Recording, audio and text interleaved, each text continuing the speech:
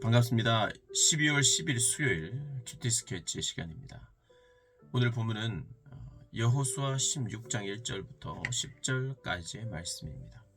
오늘 본문은 이렇게 시작합니다. 요셉 자손이 제비 뽑은 것은 여리고 샘 동쪽 곳 여리고 곁 요단으로부터 광야로 들어가 여리고로부터 베델 산지로 올라가고 베델에서부터 루스로 나아가 아렉 족속의 경계를 지나 아다롯에 이르고 서쪽에서 내려가서 야블레 족속의 경계와 아래 벳호론과 게셀에까지 이르고 그 끝은 바다라. 요셉의 자손 므낫세와 에브라임이 그들의 기업을 받았더라. 오늘 본문은 요셉 지파가 이제 땅을 받는 땅을 분배받는 내용입니다. 근데 어제도 말씀을 드렸듯이 먼저는 유다 지파입니다. 유다.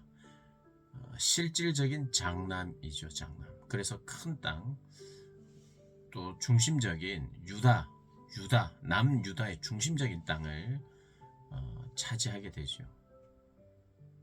그리고 남쪽은 유다를 중심으로, 그래서 남유다로 그랬죠. 남쪽 이스라엘이라고 하지 않고 유다라고 이야기합니다. 남쪽 유다. 그만큼 이제 유다 지파가 어떻게 보면 이스라엘 전체의 리더지요. 리더. 거기에 다윗 왕이 나왔고 또 예수님 계보로 이르는 실질적인 장자의 계보입니다. 그래서 유다 지파가 어제 먼저 땅을 얻고요. 그 다음은 11번째 동생이죠. 요셉 지파가 땅을 받습니다. 요셉은 에브라임과 므낫세와 에브라임 그 두 아들을 따로따로 야곱이 아들로 인정을 합니다. 야곱이 아들로 인정을 해요. 그래서 에브라임과 므낫세와 에브라임 이 두 지파에게 땅을 그렇게 주지요. 그 두 몫을 받는 겁니다. 이게 또 장자의 명분이에요. 그래서 요셉 지파가 나옵니다. 그런데 요셉의 아들 두 명이 므낫세와 에브라임. 므낫세가 장남이에요. 근데 에브라임이 차남입니다. 그런데 오늘 본문을 보면 에브라임이 먼저 등장해요. 그를 장자로 취급합니다. 창세기 48장에 보면 아우가 큰 자가 될 것이고 그의 자손이 여러 민족의 미룬 민족을 이룰 것이다 이렇게 이야기합니다. 장자의 축복을 아우가 받아요. 마치 야곱과 에서가 형임에도 불구하고 야곱에게 장자권이 넘어갔듯이 요셉의 아들도 에브라임이 장자의 그런 역할을 합니다. 그래서 북쪽 이스라엘은요, 요셉 지파를 통해서 요셉의 자손들이 북쪽을 중심을 하고 북쪽 이스라엘의 계보를 가게 하고요. 그 다음 남쪽 유다가 남쪽의 리더입니다. 그런데 그 요셉 지파라고 하는 그 지파는 요셉이라고 하는 이름은 어떻게 보면 사라지고 에브라임이라고 차남이에요. 차남. 에브라임의 이름이 창대해지고 북이스라엘을 이렇게도 부릅니다. 에브라임이라고. 그러니까 이 지리적으로 이 이스라엘 하면 에브라임, 북이스라엘 하면 에브라임이라고 이야기할 정도로 에브라임이 그만큼 창대해집니다. 말 그대로 야곱이 축복을 할 때 아우가 큰 자가 되고 그의 자손이 여러 민족을 이루게 되는, 그리고 실제로 가장 비옥한 땅, 지리적으로는 가장 비옥한 땅을 요셉의 아들들에게 줍니다. 그리고 거기는 종교적으로도 중심지가 돼요. 실로가. 그만큼 에브라임이 장자의 축복을 받고 리더가 되는, 그래서 리더로 먼저 등장을 합니다. 장남의 역할로 먼저 땅을 받아요. 동생이. 그런데 성경을 보면요, 동생이 영적인 장자가 되는 경우가 참 많습니다. 하나님은 동생은 사실 장남보다는 약자예요.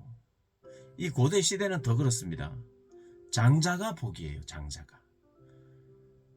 그런데 성경은 의도적으로 하나님은 약자를 통해서 일하신다는 것을 보여주고 싶으셨던 것 같아요. 그러니까 장자는 무조건 안 된다. 첫째가 나는 사람은 리더가 안 된다는 뜻이 아니에요. 리더가 되고 그것이 하나님이 부여하신 질서예요. 그러나 그거에 매이지 않고 하나님은 차남을 들어쓰시기도 하고 약자를 들어쓰시기도 한다는 것을 하나님의 선택을 보면 그걸 알아요. 그래서 가인과 아벨 중에 어떻게 보면 아벨을 선택하셨고, 그리고 야곱과 에서 중에 하나님은 동생인 야곱을 선택했죠. 그리고 10명의 형들이 있었지만 그 형들보다는 요셉을 하나님께서는 선택하고, 또 므낫세보다는 에브라임을 선택하고, 그리고 다윗의 형들이 7명이나 있었잖아요. 그런데 형들 말고 다윗을 선택해요. 동생을 선택해요. 하나님 은혜라는 것을 보여주고 있어요. 그래서 땅을 분배하고 땅을 받을 때도 그런 순서로 하나님께서 인도하시는 것을 보게 됩니다. 그런데 오늘 10절은 또 이스라엘 백성들의 안 좋은 시작이 있음을 보여주고 있어요. 그게 뭐냐면 10절에 그들이 게셀에 거주하는 가나안 족속을 쫓아내지 아니하였으므로 가나안 족속이 오늘까지 에브라임 가운데 거주하며 노역하는 종이 되니라. 자, 여부수 족속, 어제는 유다가 쫓아내지 못했어요.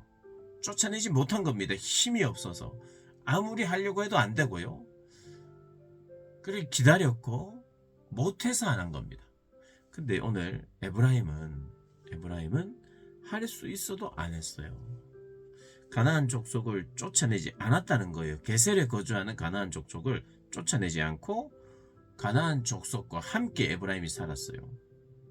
그런데 노역하는 종으로 삼았어요.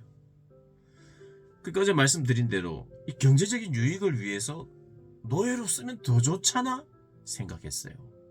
그리고 이게 뭐가 문제가 돼? 우리에게 더 돈을 잘 벌 수 있으면 그게 최고지. 그리고 우리는 얘네들을 종으로 쓰는 건데 우리가 뭐 영향을 받겠어? 누가 봐도 우리는 크게 영향을 안 받는다. 내 신앙에도 문제 없다. 이렇게 생각할 수 있어요. 그런데 이것이 경제적 유익 때문에 그런 것이거든요. 근데 결국엔 어떻게 되냐면 막대한 영적인 손실을 이들이 입습니다. 타락이 시작이 된 거예요. 타락이 시작일 뿐만 아니라 그 타락은 나의 고난을 말하는 거예요. 죄가 내 가까이 있으면 그것을 타락이라고 말하는데 타락의 결국은 고난이에요. 고난. 어떤 종류의 고난이든지 괴로움이 있어요. 반드시 있습니다.